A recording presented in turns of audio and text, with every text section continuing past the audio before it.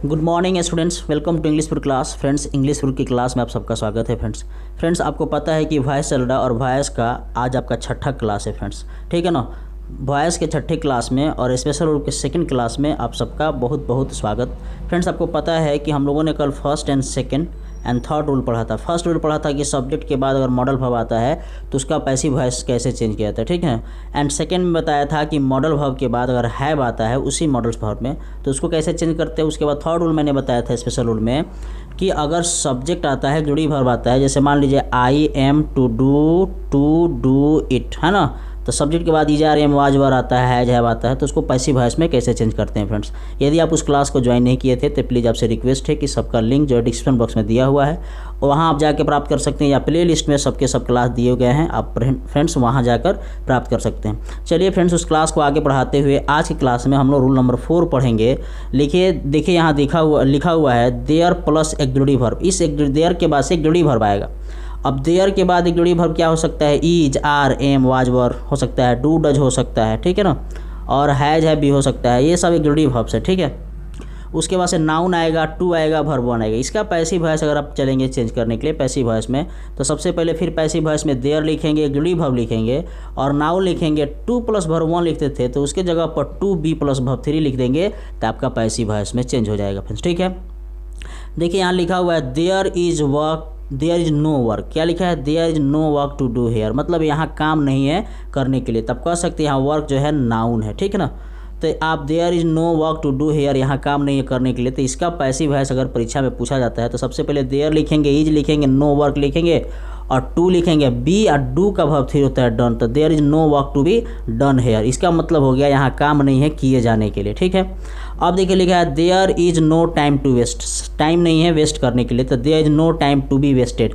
बस to plus verb one जो लिखते हैं और ऑब्जेक्ट लिखते हैं एक जुड़ी वर्ब में, तो आपको लिख देना है टू प्लस बी आप प्लस वर्ब थ्री आप plus object, to be verb three लिखना है पैसिव वॉइस में।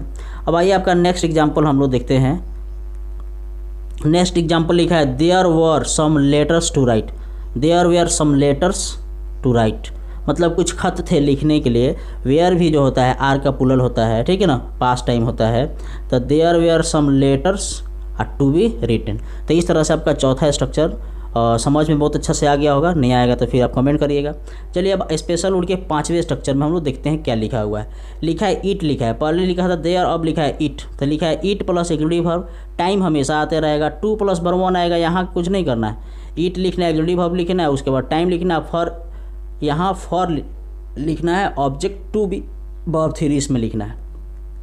अब देखिए इस पर सेंटेंस कैसे आता है परीक्षा में। लिखा है it is time to start the match, मतलब टाइम हो गया है मैच स्टार्ट करने की। तो पैसिव वॉइस में इसका वो सेंटेंस कैसे स्टार्टिंग करते, इट इज़ टाइम आपने घर से फॉर, और फिर लिखेंगे ऑब्जेक्ट यहाँ मैच है, तो it is time for the match to be started, मतलब मैच के लिए समय हो गया है स्टार्ट किया जाए, ठीक है ना।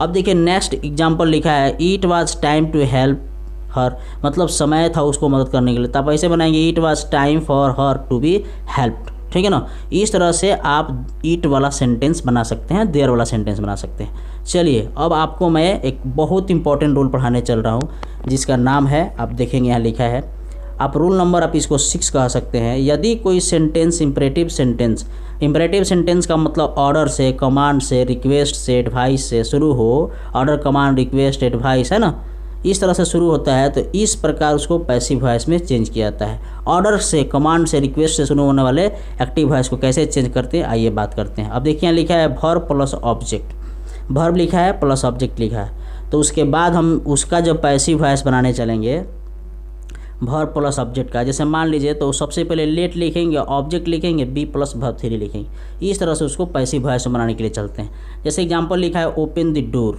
ओपन द डोर, तो सबसे पहले ऑब्जेक्ट ये है ना, आई वर्ब ये है, तो सबसे पहले लेट लेंगे, let the door be opened, इस तरह से बनाएंगे। जैसे लॉक अप द गेट, तो let the gate be locked off, इस तरह से बनाएंगे। जैसे लिखा है switch off the light, switch off the light, तो let the light be switch off, इस तरह से आप सेंटेंस बना सकते हैं। जैसे मान लीजिए आ गया स्विच ऑफ योर मोबाइल, तो let your mobile be switch off, है ना।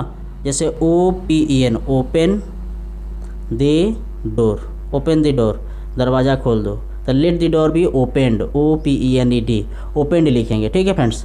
तो आप बताइए आज की क्लास आपको कैसा लगा फ्रेंड्स, कमेंट करके ज़रूर हमको बताएंगे। और इस क्लास को लाइक करना ना भूलेंगे फ्रेंड्स। आपसे रिक्वेस्ट है कि अधिक से अधिक अपने दोस्तों के बीच में सब्सक्राइब करवा दें और खुद कर ले फ्रेंड्स। यदि आप इस क्लास को सब्सक्राइब नहीं किए तो घर बैठे A to Z कोर्स को कंप्लीट करें। अन्य भी क्लास को अगर ज्वाइन करना चाहते हैं तो सबका लिंक डिस्क्रिप्शन बॉक्स में दिया हुआ है, प्लेलिस्ट में दिया हुआ है फ्रेंड्स, जाके आप वहाँ प्राप्त कर सकते हैं। फिर से एक बार और मैं बता दूँ बात कि जो बच्चे अभी 10th क्लास के एग्ज़ाम देकर आए हैं उन सबको एक बार फिर से इंग्लिश क्लास की तरफ से बहुत बहुत बधाई। और आप उस क्लास को ज्वाइन करें, इस इंग्लिश क्लास को इंग्लिश पुर के चैनल में आपका कंप्लीट होगा कोर्स। तब तक के लिए मुझे दीजिए इजाज़त friends. Thank you for watching this.